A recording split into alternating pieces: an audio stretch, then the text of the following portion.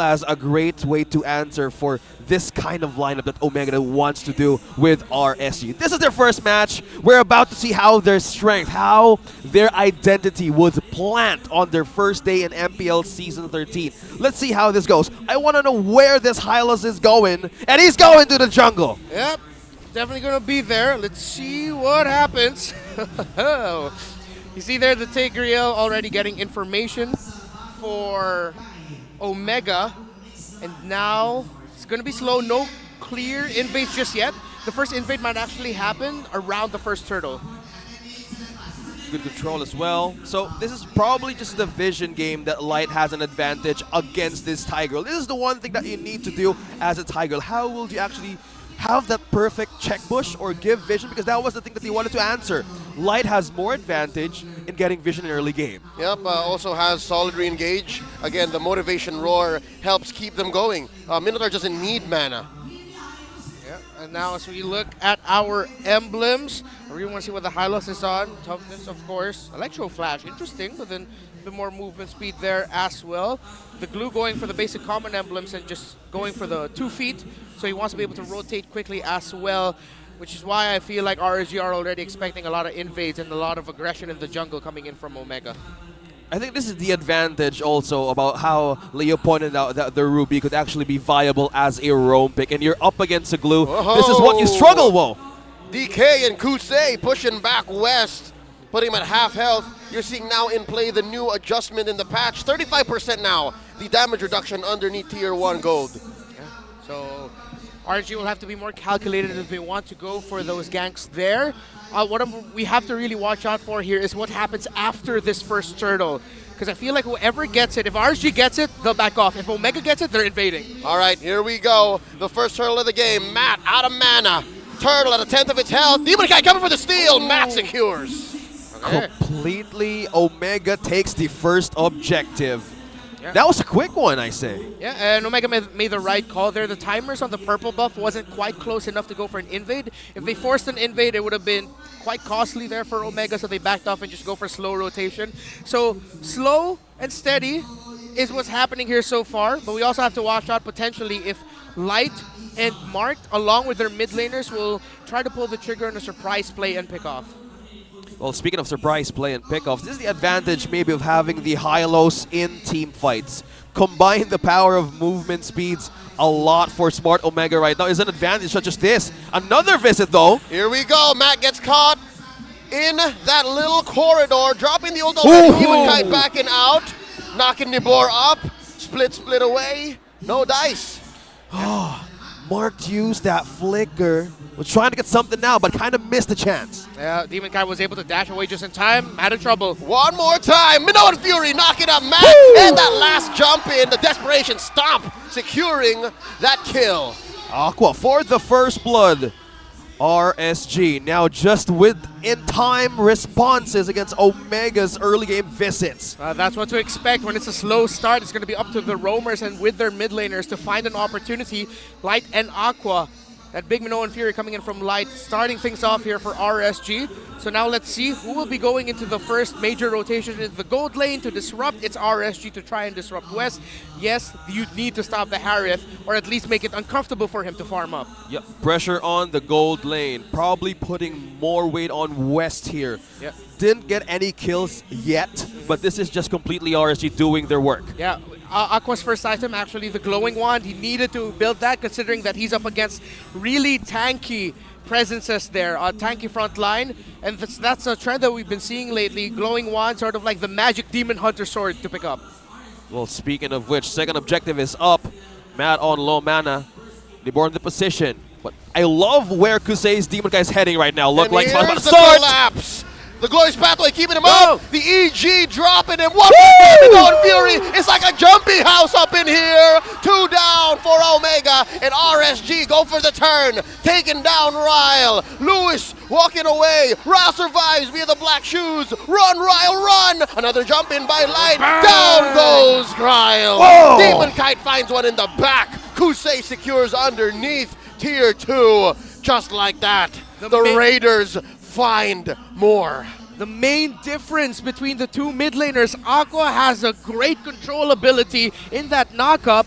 The Lilia, not so much. And you saw there how the Eternal Guard entry messed up the team fighting of Omega and helped set up all the burst coming out of Demonkind. Aqua himself, the Minoan Fury, and even Nibor with a really great gank as the glue. My goodness, crowd control. This is RSG, Task Force Overload, Barangay Omega. How will you use it at the right moments on those kinds of team fights?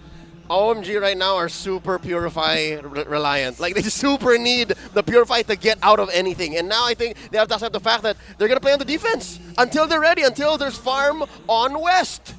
Let's see if Omega, they don't really have the best poke from their main damage dealer in the Harith. So a lot of the pressure for the clear and the management will come from the hands of Ryle. Omega need to find a way to slow things down so that they can get a bit of farm. But Demonkind aggressive! Whoa! My goodness! Oh, I didn't expect Demonkind would get the kill there. Black Shoes popped off, but Fracture just in time. Well, look at the damage, and then he just got the Blade of Heptasis. That moment he got that kill. Yep. And now RSG gonna force the issue, take down gold lane tier 1, and close the gap. They're gonna starve Omega starting now. And no turrets, not even the damage from all lanes from RSG. It's going to be really tough for Omega here. This might even triggering a surprise play might come in costly. They don't have like the burst damage just yet. The burst is on the side of RSG. If Omega picks someone off, it's going to be a 50-50. They're not even going to be sure if they're going to be able to land a kill. And another objective for RSG. As quick as it is, another turtle for this one. The lanes right now is just the problem of Omega. West Salmon drops Force. Salmon Force. West obliges. Wow. Picks a fight. Nibor holding out for his ult. And just like that, OMG are cordoned off. They can't even cross tier 2 threshold, man. Even Mark is struggling to fight against Nibor here. And there's a bush held by Omega. They're all thinking about it. And they all say, no, we can't take this fight. Not 7 minutes in, not 5K down. Yeah, the front line of RSG right now is tanky. And it's just so amount of damage being pulled in the turret. I'm offended, says Lewis, feeding a kill over the West. They're not going to be able to defend tier 2 up top. But just like that, a little bit of breathing room. They get a shutdown, they get a kill. But what does Omega do with that? Well, let's see if they can get some room now that the glue isn't there, but it'll be back really quickly.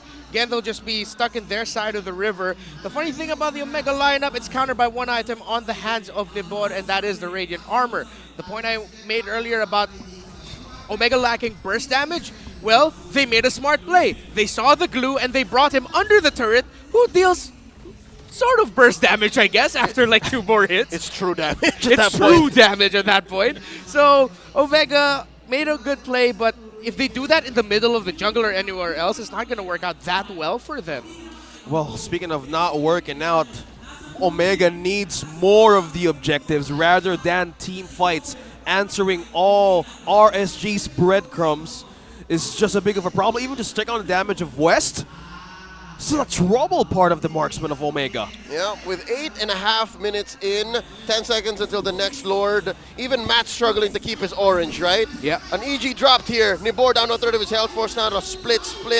RSG making a beeline for the Lord. Gentlemen, I'm getting flashbacks. Correct me if I'm wrong, but in the opening weeks of MPL Philippines Season 7, Smart Omega also rocked a lineup very similar. It was very, very magic heavy, Yes. and it only worked up to a certain point. And now, as we take a trip back memory lane, forcing out a glorious pathway to stop the forward surge of RSG. And just as that, another objective taken by RSG. Ultimates being used as a resource for fallbacks and retreat for Omega. Not looking good for the Barangay's first match against RSG. Yeah, we have to check the items, and the Lilia still not going to be enough here. They need more damage output from the Lilia, especially because alongside the Harith, up until the Harith gets the third item, is going to be the Lilia helping ease things up.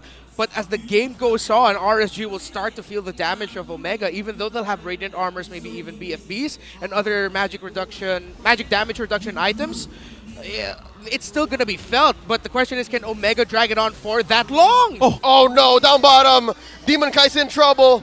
Lewis and Mark couldn't finish the job.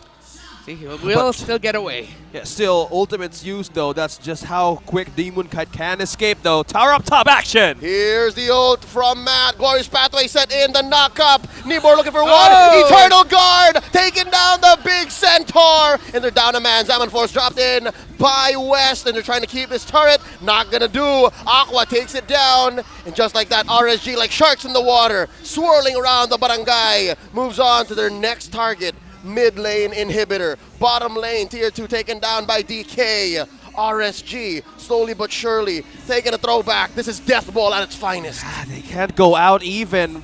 Omega's looking for it to hold even in their own base. Turret being taken down as well. Last one standing down bottom. Yeah, textbook and fundamental RSG is just what we're seeing right now. Everyone knows exactly what they need to do. I really want to commend Nibor here.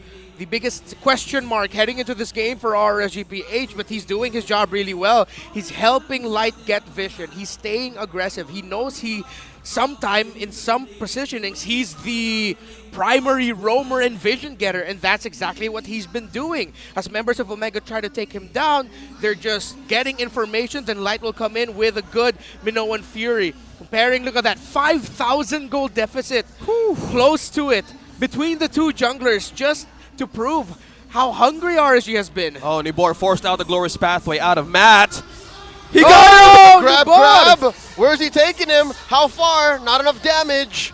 Matt able to retreat into his base. No inhibitors withstanding though, so not as well of a punish potential. Look at how deep West is. What's he doing down there? He's trying to clear out some Oh waves. no, Uh-oh. He spots Demon Kite. Can he play this fight? There's a Zaman Force. DK trying to time it out. Uh-oh. Mark taking this bush, trying to protect him. Cavalry's West here. gets spotted by Light and Kusei. Oh. Down West goes. The Demon strikes. Looked like a bit of a miscalculation there by West. I feel like he could have gotten that recall off. He decided to cancel it, wait, see what he could get, and then RSG just quickly responded. Omega, at this point, can just stare and watch. No contest for this Lord. Again, the comeback's just going to come from making the most out of an RSG error, or somehow Lewis and Mark chaining the members of RSG under the base, getting help from the damage of the base, and hoping that West and Ryle have the items to burst down the members of RSG. Items and another objective for RSG. Quickly melting it like butter on a corn sundae. Oh no. RSG. What? What? Yeah, this is what I do on the afternoons. What's a corn sundae? You have the char-broiled corn and butter. Oh, okay, that's what you meant. Yep, and this is just the damage of RSG showing up to the barangay. A difficult situation here, Leo. But the worst is yet to come. There's still a massive enhanced Lord marching down through mid. And the best that Omega can do is hope that they keep all of their base. That's it. I'm sure they're going to lose his inhibitor down bottom. And then this fight may be the last. Here we go. Lord marching in. Omega dropping the damage, pulling it over to the side. Glorious Pathway from Matt. They come in crashing. They come in jumping. Whoa! Minoan Fury. Spent up already. Cancelled. Matt very low. Nibor gets the grab, pulling him over. Ryle goes down. The base in jeopardy. Nibor goes down. And just like that, the Raiders take game 1.